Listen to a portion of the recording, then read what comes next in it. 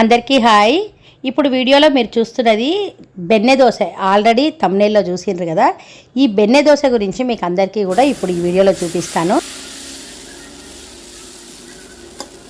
యాక్చువల్గా మామూలుగా మనం చేసుకునే దోశ లాగానే ఉంటుంది ఇది, కాకపోతే కొంచెము కొలతలు అనేది కొంచెం వేరేగా ఉంటాయి.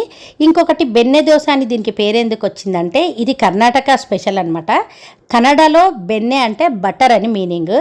అయితే ఇది బటర్ దోశ అని కూడా అంటారు, అందుకే దీన్ని.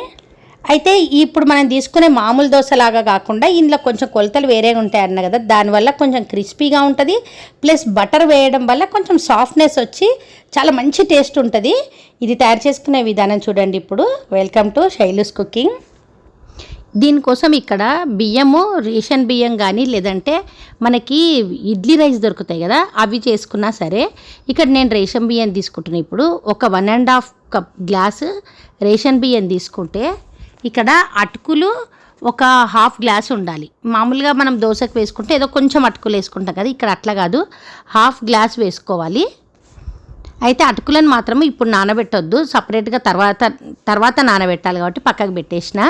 ఇంకా తర్వాత ఇక్కడ దీంట్లోకి ఒక పావు గ్లాస్ అనమాట, ఏ గ్లాస్తో అయితే బియ్యం తీసుకున్నామో దాంతో ఒక పావు గ్లాసు మినపప్పు, ఇంకా ఒక 1 టీ స్పూన్ అంతా మెంతులు వేసుకొని ఇంకా ఇవి నానబెట్టుకోవాలి.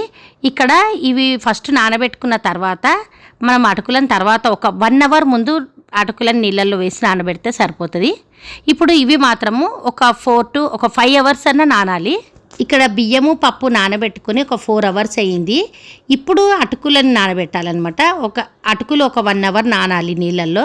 మొత్తం కలిపి ఒక 5 అవర్స్లో ఈ బియ్యం పప్పు అటుకులు అన్నీ కూడా మంచిగా నానతాయి. ఇప్పుడు అటుకుల్లో నీళ్ళు పోసి నానబెడుతున్నా. ఇక్కడ ఇప్పుడు అటుకులు నానబెట్టి కూడా 1 అవర్ అయింది. ఇప్పుడు అటుకులు ఇంకా ఈ బియ్యము పప్పు అన్నీ కూడా మంచిగా నానినాయి. ఈ బియ్యం చాలాసేపు నానినాయి కాబట్టి ఈ నీళ్లు చల్లేసి ఫ్రెష్ వాటర్ పోసేసుకొని ఒకసారి కడిగి, ఇంకా మీరు వెట్ గ్రైండర్ ఉంటే గ్రైండర్లో గ్రైండ్ చేసుకోవచ్చు, లేదంటే మిక్సీలో వేసుకున్నా కూడా మంచిగా వస్తాయి ఈ దోశలు. ఇంకా కొంచెం వాటర్ వేసుకుంటూ ఈ అటుకులతో పాటు ఇప్పుడు గ్రైండ్ చేసుకోవాలి. ఇప్పుడు మనం నానబెట్టుకున్న అటుకులు కూడా వేస్తున్నా. మామూలుగా ఎండాకాలం అయితే మనకి నానబెట్టుకోవడం ఎక్కువసేపు అవసరం ఉండదు, పులవడం కూడా ఎక్కువసేపు అవసరం ఉండదు, తొందరగా పులిసిపోతుంది కాబట్టి. అదే చలికాలము వర్షాకాలం అయితే కొంచెం ఎక్కువసేపు నానబెట్టుకొని కొంచెం పులవబెట్టుకోవచ్చు. ఇక్కడ మళ్ళీ నైట్ అంతా ఈ పిండిని అట్లా ఉంచేసిన. ఇది మార్నింగ్ చూస్తున్నారు కదా పులిసింది. ఇప్పుడు ఈ పిండిలోకి ఉప్పు, మన టేస్ట్కి తగినంత ఉప్పు వేసుకొని అంతా కలిపేయాలి. ఇక్కడ చూస్తున్నారు కదా ఇట్లా ఉండాలి. మరీ పిండి ఎప్పుడైనా గట్టిగా ఉందనుకోండి దోశలు గట్టిగా వస్తాయి, మరీ పలుచగా కూడా ఉండొద్దు, ఇట్లా మీడియంగా ఉండాలి. తర్వాత ఎప్పుడైనా ఇంకొకటి ఇట్లా ఐరన్ పెంక అట్లాంటి వాటిపైన వేసుకుంటే దోశలు టేస్ట్ బాగా వస్తాయి. ఇక్కడ కొంచెం ఆయిల్ వేసి ఈ పెంక మంచిగా కాలిన తర్వాత ఇట్లా ఉల్లిగడ్డతో రుద్దిన తర్వాత మనం బటర్ రెడీ పెట్టుకోవాలి.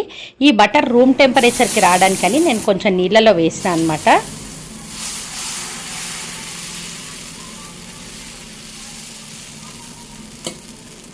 ఇప్పుడు ఈ బటర్ని ఈ దోశ పైన వేసుకోవాలి. ఇట్లా నీళ్ళలో వేయడం వల్ల మనకి ఏమవుతుందంటే నీళ్ళలో నుంచి తీసి ఇట్లా దోశ పైన వేయగానే ఈజీగా స్ప్రెడ్ అవుతుంది కూడా. బటర్ మాత్రం మంచిగా వేసుకోండి, అప్పుడే మనకి టేస్ట్ అనేది బాగుంటుంది ఈ దోశ.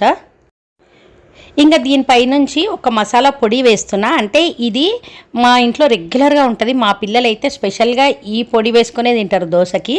ఇది అంటే నేను చేసి పెట్టుకొని స్టోర్ చేసుకుంటా ఫ్రిడ్జ్లో, ఎన్ని రోజులైనా వాడుకోవచ్చు. ఇంకా తర్వాత అంటే ఇది ప్రోటీన్స్ ఎక్కువ ఉంటాయి ఈ పొడిలో. ఎట్లా అంటే పల్లీలు, శనగపప్పు, మినప్పప్పు అన్ని పప్పులు వేస్తాం కాబట్టి చాలా హెల్దీ పిల్లలకు. ఇంకొకటి ఏంటంటే ఇది టేస్ట్ బాగుంటుంది, కారంగా పుల్లగా తీయగా. అంటే చింతపండు వేస్తాము, కారం పొడి, కొంచెం బెల్లం వేసుకుంటాం, సూపర్ టేస్ట్ ఉంటుంది. ఈ పొడి చూడాలనుకుంటే మన ఛానల్లో ఉంది, డిస్క్రిప్షన్లో ఇస్తాను లింక్, ఒకసారి చెక్ చేయండి. లేదంటే ఇట్లా మీకు నచ్చిన చట్నీతో కూడా తినొచ్చు. ఇట్లా బెన్ని దోశని మీరు కూడా ట్రై చేసి చూడండి.